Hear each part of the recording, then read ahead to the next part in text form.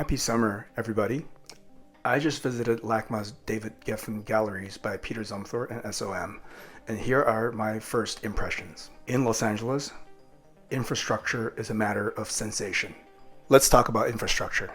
The first thing this building reminded me of wasn't another museum, but Catherine Opie's Freeway series.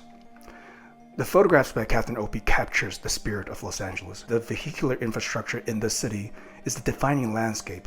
Opie's photos say something about how our monuments are our 10s, 5s, 101s, things that we use every day. And that's what this building is, a museum that carries infrastructural qualities. From a European perspective, maybe the lingering impact of Rainer Benham Loves Los Angeles persists. Maybe from Zumthor's perspective, in Los Angeles, it is contextual to be infrastructural. You don't visit it, you circulate through it. And here's the thing, Peter Zumthor, one of the greatest architects best known for the highest caliber of craft, that soft-spoken detail maker of timber, stone, having a full control of atmospheres created by light and shadow, has produced a building in Los Angeles where buildings are made of paper mache. In this building, no Zumthor tectonics, no tactile joinery, no details, just exposed concrete and curtain walls.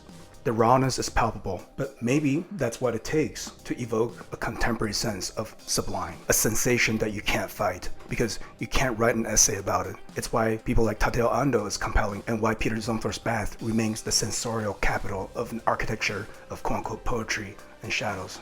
Another precedent that emerged in my mind was also not a building, but Paul Virilio's publication titled Bunker Archaeology, masses shaped by warfare, perception, and paranoia. Here, instead of defense, it's display. Instead of a coastline, it's Wilshire Boulevard. The building feels like an artifact from a future past, a suspended ruin from the war zones of Anthropocene. I kept thinking, if a future archaeologist were to unearth this alongside the Ice Age mammals preserved in the tar pits, would it seem like the building was part of the same extinction event? But from the edges, there's something else. A new vantage point of Wilshire Boulevard. A view that makes me think of Ed Ruscha's Every Building on Sunset Strip. You're no longer a pedestrian or a driver here, you're floating, an observer from a band of culture surfing the city on a concrete wafer. It also made me rethink the 2006 OMA proposal for LACMA.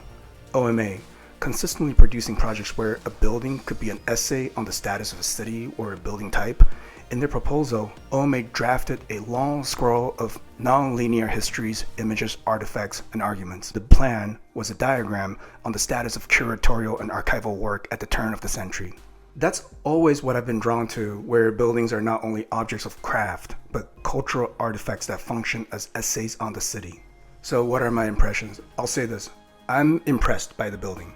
Yet I'm perplexed because I'm left wanting this museum to contribute a cultural project. But maybe from Zumthor's perspective, that's not his job. It's the job of people who overthink. Yet this building is confident, a little unresolved, sublime. Sublime means you don't have to overthink it, just feel it. Maybe that's the point. Maybe it doesn't have to explain itself. It just is. An infrastructural tarte flambée on a boulevard of mammoths. But hey, that's just my opinion. I'm Jimenez Lai. And these are my first impressions of the new LACMA building. We'll be visiting a bunch more buildings in the coming weeks and months. If there's a building you would like us to visit, please comment below and let us know. And please consider a like, share, or subscribe, because in Los Angeles, the line between an institution and an infrastructure just got blurrier.